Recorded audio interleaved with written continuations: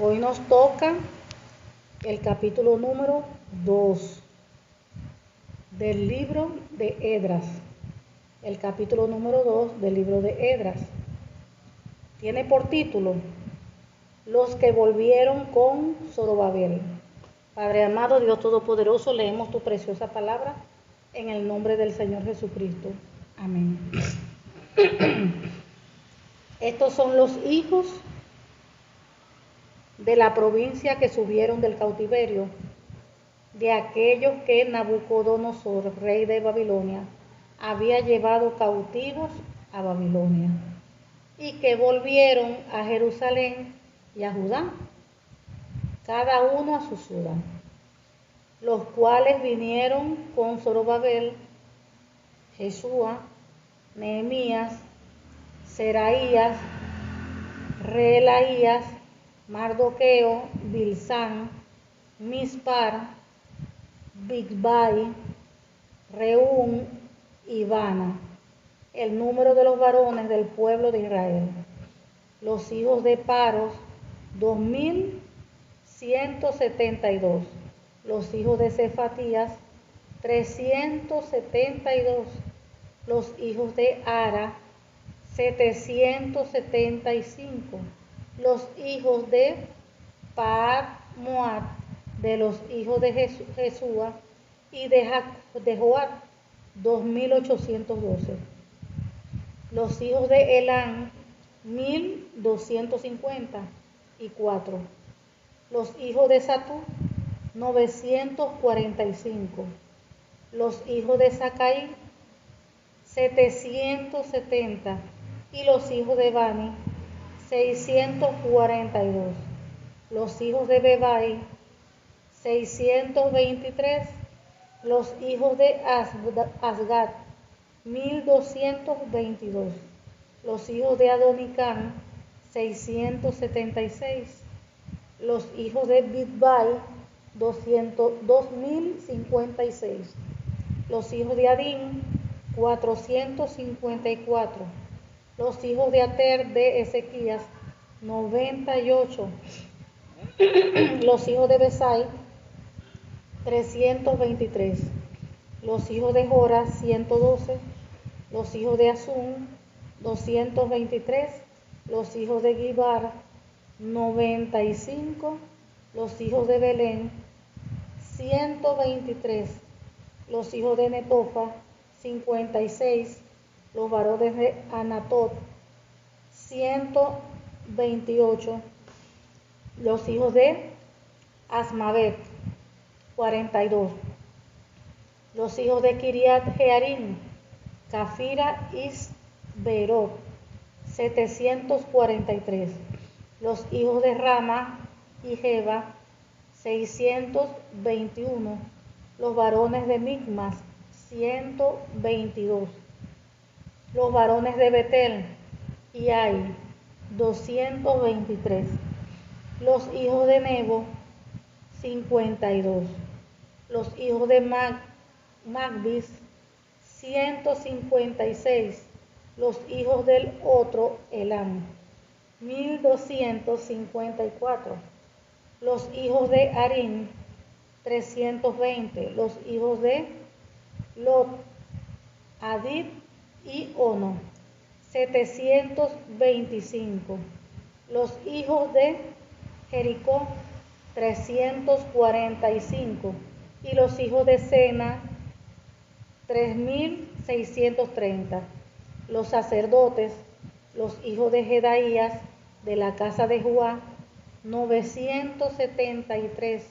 Los hijos de Imer, 1052. Los hijos de Pasur, 1247. Los hijos de Harim, 1017. Los levitas, los hijos de Jesúa y de Camiel, de los hijos de Odavías, 74. Los cantores, los hijos de Asaf, 128. Los hijos de los porteros, los hijos de Salum, los hijos de Ater, los hijos de Talmón, los hijos de Acud, los hijos de Atita, Los hijos de Sobai, por todos 139. Los sirvientes del templo, los hijos de Sia, los hijos de Azufa, los hijos de Tabaot, los hijos de Queros, los hijos de Sia, los hijos de Padón, los hijos de Levana, los hijos de Agaba, los hijos de Acud, los hijos de Agat, los hijos de Salmai, los hijos de Anán, los hijos de Gidel, los hijos de Gar, los hijos de Reaía, los hijos de Resín, los hijos de Necoda, los hijos de Gazín, los hijos de Usa, los hijos de Paseat, los hijos de Besaí, los hijos de Asena, hijos de Meunín, los hijos de Nefusín, los hijos de Nagbú, los hijos de Acufa, los hijos de Arur, los hijos de Baslut, los hijos de Melidá, los hijos de Arsa, los hijos de Barcos, los hijos de Sisara, los hijos de Tema, los hijos de Mesía, los hijos de Atifa, los hijos de los siervos de Salomón, los hijos de Sataí, los hijos de Soferet, los hijos de Peruda, los hijos de Jala, los hijos de Darcón, los hijos de Gidel, los hijos de Cefatías, los hijos de Atil, los hijos de Poqueret, a Sebaín, los hijos de Ame, todos los sirvientes del templo e hijos de los siervos de Salomón, 392. Estos fueron los que subieron de Tel Melá, Tel Arsa, Querut, Agdán e Imer, que no pudieron demostrar la casa de sus padres, ni su linaje, si eran de Israel. Los hijos de Delaía, los hijos de Tobías, los hijos de Necoda, 652.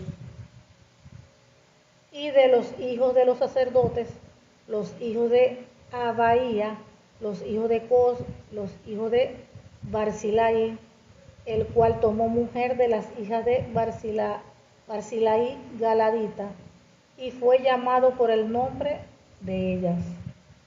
Estos buscaron su registro de genealogías y no fue hallado, y fueron excluidos del sacerdocio.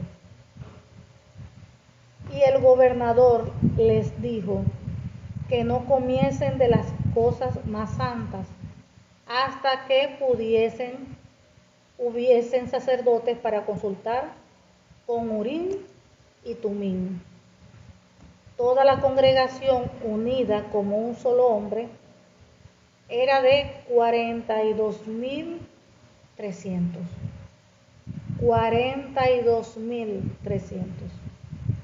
370.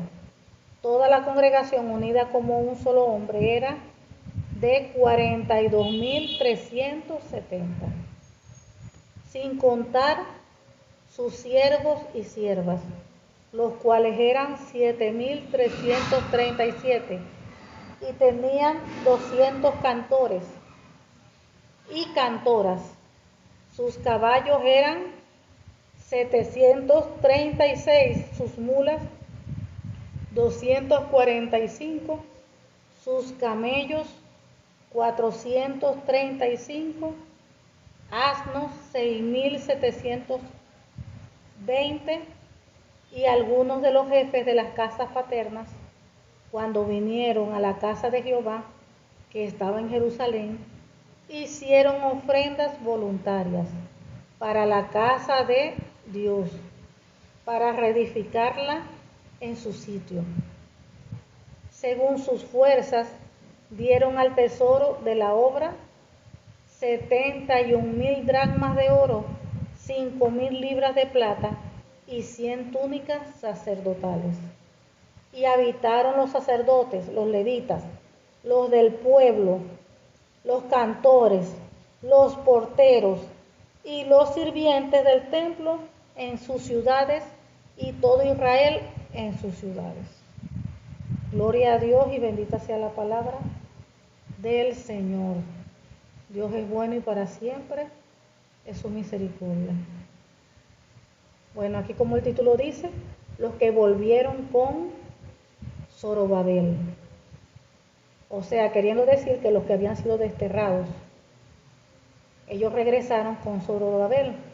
Recuerden que Zorobabel les había hecho un llamado para que todos aquellos a quien Dios había tocado sus corazones, para que todo el pueblo, todos los que eran de Dios, regresaran a Jerusalén. Y recuerden que él estaba reconstruyendo lo que es el templo de Dios, porque había sido destruido por el rey Nabucodonosor. Entonces él hizo un llamado y pues la gente asumió el llamado, escuchó, y la gente fue a Jerusalén, porque aquí vemos que cuando Dios llama, el verdadero hijo o hija de Dios escucha y atiende el llamado. Fíjense que como habíamos estudiado el devocional anterior, es Dios quien toca los corazones, es Dios quien despierta el espíritu en la persona, o sea, toca el corazón y pone en esa persona ese deseo, ese querer como el hacer. Y eso no ha cambiado hoy en día, porque así mismo Dios sigue haciendo llamado a su pueblo, Dios sigue haciendo llamado a sus hijos para trabajar en tal labor, para ser asignado en tal área. Dios sigue haciendo llamados. Dios sigue haciendo llamados. Y Dios siempre espera de que uno escuche el llamado, pero atienda a ese llamado. Hemos visto muchos casos que Dios hace el llamado, pero no todo el mundo está dispuesto. No todo el mundo atiende a ese llamado. No todo el mundo atiende a la voz del Señor. Recuerden que en la viña de Dios hay de todo. Hay hijos, hijas de Dios, pues que son desobedientes, claro que lo hay. Así como lo vemos aquí también en el pueblo de Dios, en el pueblo de Israel también. Entonces vemos que en la viña del Señor hay de todo. Y Dios muchas veces hace llamado a cada quien, dependiendo del llamado, dependiendo de la asignación que le quiere dar, dependiendo si lo quiere mover, dependiendo de lo que Dios tiene preparado para con esa persona. Y Dios hace el llamado. Como dice la Biblia, que muchos son los llamados y pocos los escogidos. Entonces Dios llama. Muchos escuchen, atienden el llamado y caminan, obedecen a ese llamado. Pero vemos también que muchos también escuchan el llamado porque escuchan el llamado de Dios. Dios les habla directamente, Dios les muestra, les revela, les habla por profetas, por la palabra, por diferentes medios. Pero no todo el mundo atiende al llamado de Dios. Pero muchos se atienden, van y ejecutan lo que Dios les manda, obedecen al mandato de Dios, pero hay otros que no. Y vemos que es lo mismo. En estos tiempos bíblicos que estamos leyendo, Dios llamó, Dios tocó el corazón de ahí, hizo el llamado general a todo el pueblo. Pero no todos no todos escucharon, obedecieron ese llamado. Pero vemos que a todos aquellos que sí asumieron ese llamado, decidieron obedecer, ellos regresaron a Jerusalén porque allí estaba el templo de Dios. ¿Y qué iban a hacer ellos? Era a reconstruir el templo. Y todo el pueblo fue llamado, que estaba regado, estaban exiliados, desterrados. Y volvieron allí con Zorobabel a Jerusalén. Y fíjense cómo Dios, por eso es que la Biblia dice, ¿verdad? Nos enseña que uno debe confiar en el Señor, como decir ciegamente. No importa que si tenemos que, que tengo que ver para yo confiar, no. Nosotros tenemos que confiar en Dios, así nosotros no veamos nada. Porque recuerden que es la fe. Es creer lo que tú no ves. Entonces tú no necesitas ver para tu creer. Es al contrario. Yo no estoy viendo nada, pero estoy creyendo, creo. Y declaro, creo y declaro. Yo no puedo declarar lo que estoy viendo. Recuérdense lo que pasó allá con los espías. Los 10 que llegaron hablando negativo. Ellos hablaron lo que vieron, literal. Que parecían langostas, que son muchos, que fíjense la expresión, lo que hablaron. Pero Josué y Caleb tuvieron una actitud de fe al hablar. Pusieron el poder de Dios por encima. Y fíjense qué pasó con los 10, ellos murieron, los 10 espías, que hablaron mal. Porque el poder de Dios se mueve es en la fe. Cuando en una persona hay fe, ahí es donde se mueve el poder de Dios. Se manifiesta el poder de Dios, los milagros de Dios, en medio de la fe. Pero cuando la persona no tiene un vocabulario de fe, ahí pasa lo contrario, es peligroso. Entonces vemos que es Dios quien toca los corazones, Dios es quien pone ese sentir, ese querer como el hacer en la gente. Fíjense que Dios movió a Zorobabel para reconstruir el templo. Dios fue quien le dio esa instrucción, le habló. Y él obedeció, primero atendió el llamado de Dios, escuchó el llamado de Dios y obedeció, comenzó a trabajar en pos de eso. Y él hizo el llamado, verbal y escritamente, como ya lo habíamos leído, a todo el país, a toda la gente. Y Dios tocó a su vez, porque uno tiene que confiar en el Señor. Si Dios nos habla, nos da una palabra, nosotros no tenemos por qué ponernos a pensar, ay, ¿cómo va a ser eso? Eso está difícil. No, ya Dios habló. Y si Dios habló, uno tiene que caminar creyendo. No importa si se ve la cosa difícil, no importa. Sea prudente, no hable nada, no hable negativo. Si ya Dios habló, crea lo que Dios habló y ya hay punto. Eso es lo que vale, eso es lo importante, lo que Dios habló.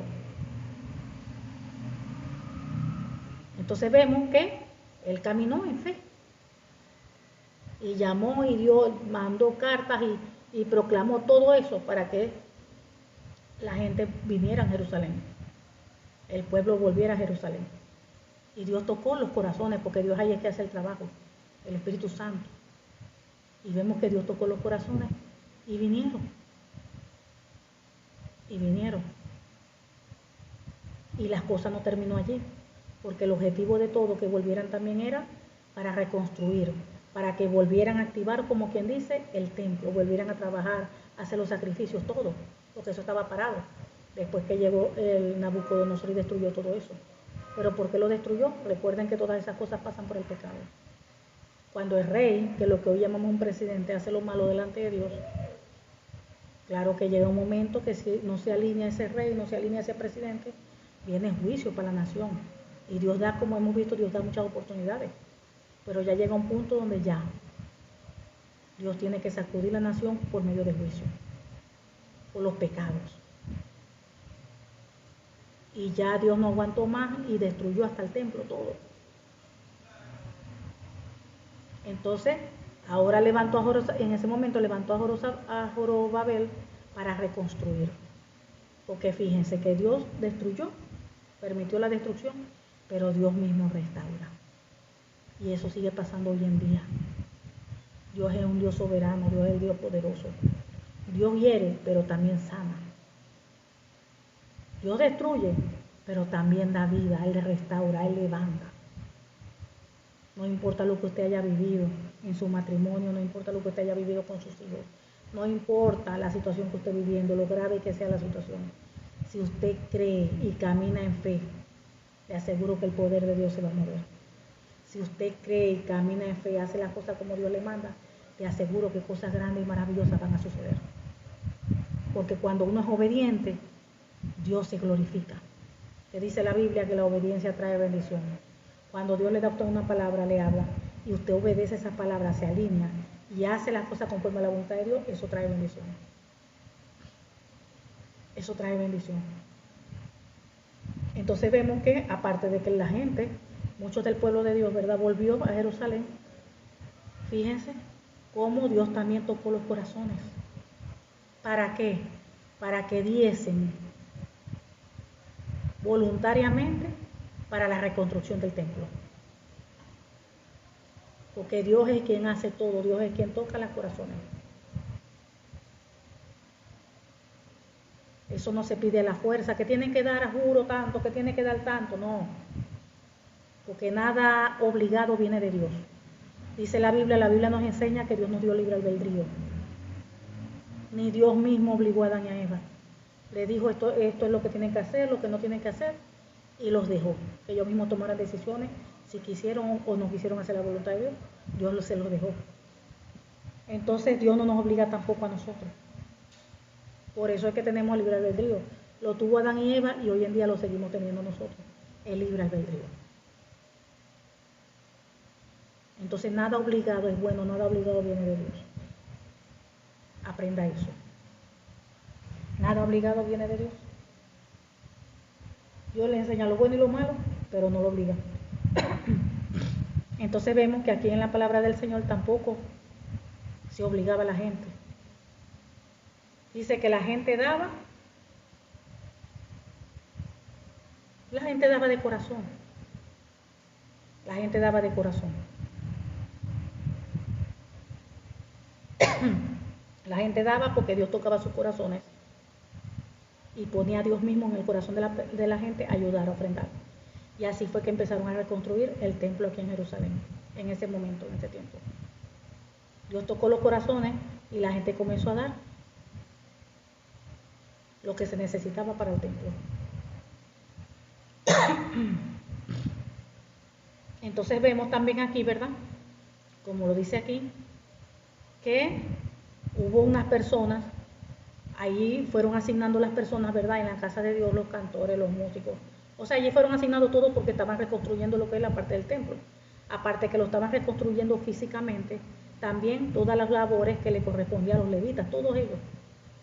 Todas las partes de todas las áreas que trabajaban allá en el templo, se le estaban llamando a los hermanos para que volvieran y pues para volverlos a reasignar en sus labores.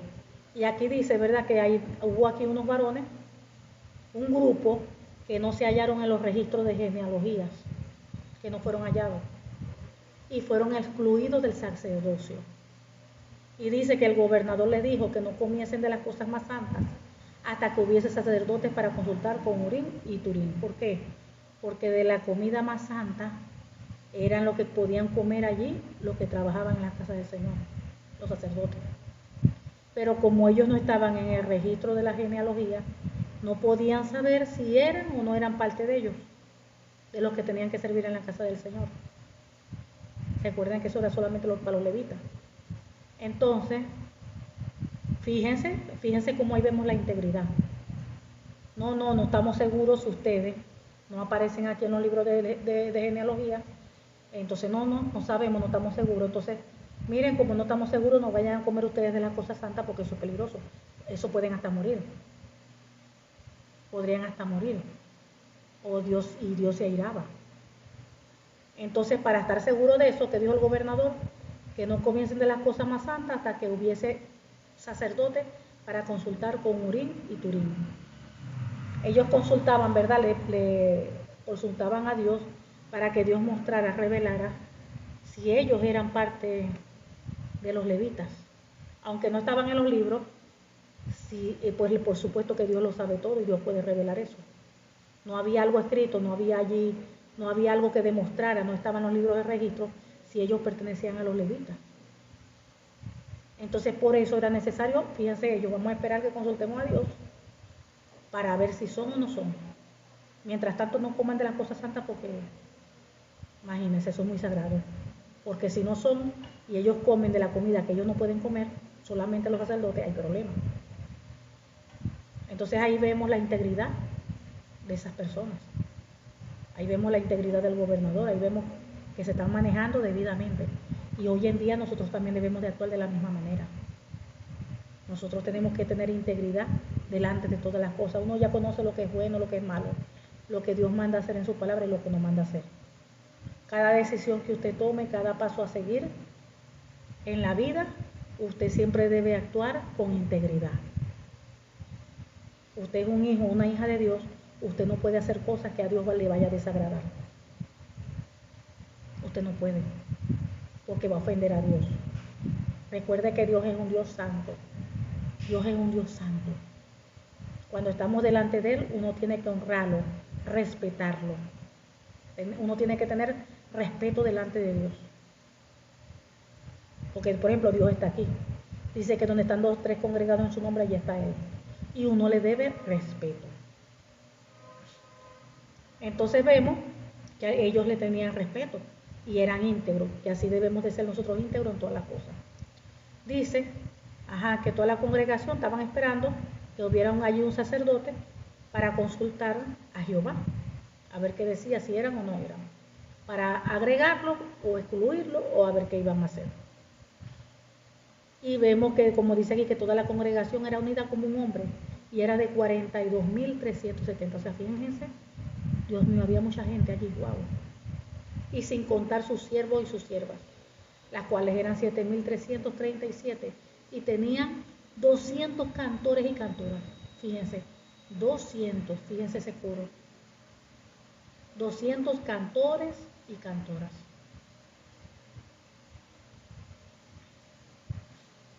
Y fíjense cómo dice aquí en el 68, y algunos de los jefes de la casa paterna, cuando vinieron a la casa de Jehová, que estaba en Jerusalén, hicieron ofrendas voluntarias para la casa de Dios, para reedificarla en su sitio.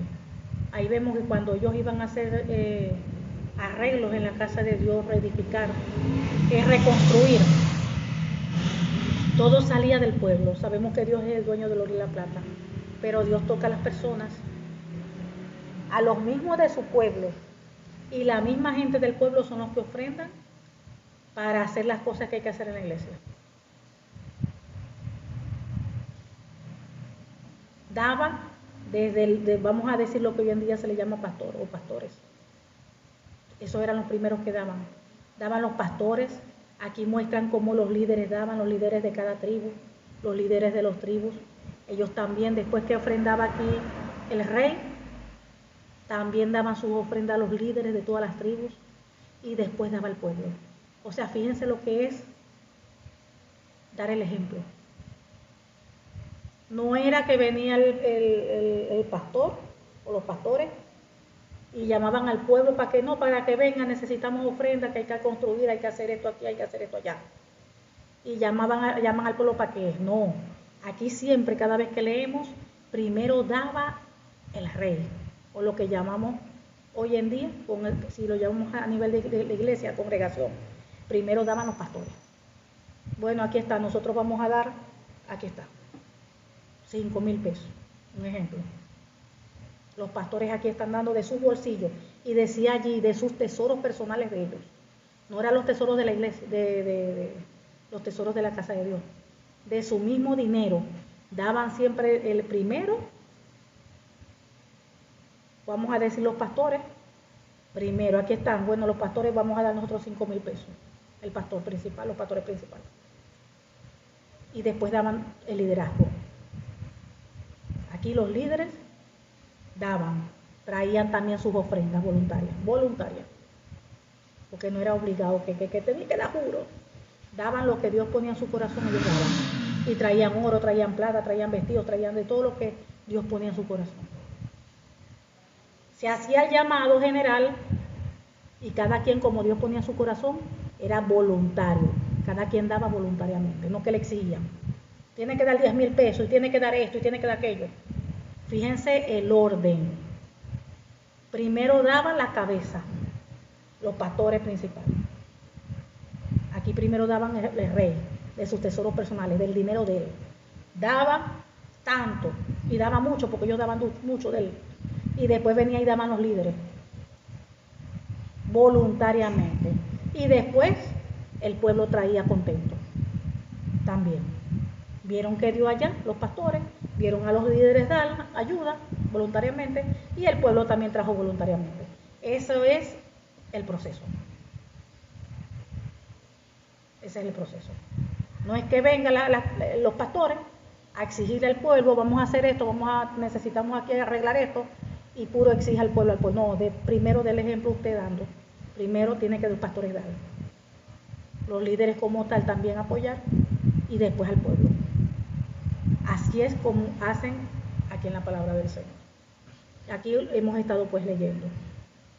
Se recogen. Y dice aquí en el versículo 68, hicieron ofrendas voluntarias para la casa de Dios, para reedificarla en su sitio.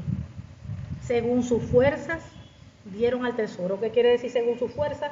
De acuerdo a lo que ellos le entraba de dinero, de acuerdo a lo que ellos tenían de dinero. O sea, no todo el mundo tiene la misma fuerza. De repente hoy en día usted cobra 10,000 pesos, pero otro hermano cobra 5,000 pesos.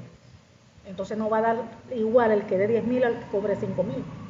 Entonces conforme a Dios haya bendecido a cada quien, va a dar de ofrenda voluntaria al Señor, como dice la Biblia, con alegría, gozoso porque es para el Señor, no es para el hombre. Entonces aquí dice según sus fuerzas, dieron al tesoro de la obra 71,000 dracmas de oro, fíjense, oro, 5,000 libras de plata y 100 túnicas de sacerdotes. Y habitaron los sacerdotes, los levitas, los del pueblo, los cantores, los porteros y los sirvientes del templo en sus ciudades, y todo Israel en sus ciudades. Fíjense. A la final, ¿quién hace todas las cosas? El Señor. Cuando el Señor, Dios es un Dios de propósito, y cuando Dios tiene un propósito con algo, Dios obra en todo, mueve todas las cosas y pone todo en su lugar. Abre puertas, toca los corazones para que den, o sea, para que todo se dé y fluya, todo fluye conforme a su voluntad. Todo fluye conforme a su voluntad. Y vemos aquí cómo todo se da. ¿Por qué? Porque era de Dios, porque Dios mandó. Dios fue que mandó a Zorobabel a reconstruir el templo. Y cuando Dios es quien manda, Dios respalda. Dios allí toca los corazones, Dios abre puertas, Dios bendice, derrama la bendición. Nosotros solamente tenemos que creer y caminar creyendo en fe.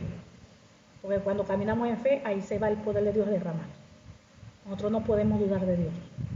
Tenemos que creer, caminar creyendo. Amén. Padre amado, Dios Todopoderoso, te damos gracias. Gracias porque tú eres bueno, porque para siempre es tu misericordia. Gracias por tu palabra, Padre, en el nombre del Señor Jesucristo. Te pedimos que esta tu palabra produzca fruto en cada uno de nosotros a 100 por uno. En el nombre del Señor Jesucristo, y sellamos esta tu palabra en nuestras vidas, en nuestros corazones, con tu preciosa sangre y con el Espíritu Santo de Dios. En el nombre del Señor Jesucristo te lo pedimos. Amén y amén.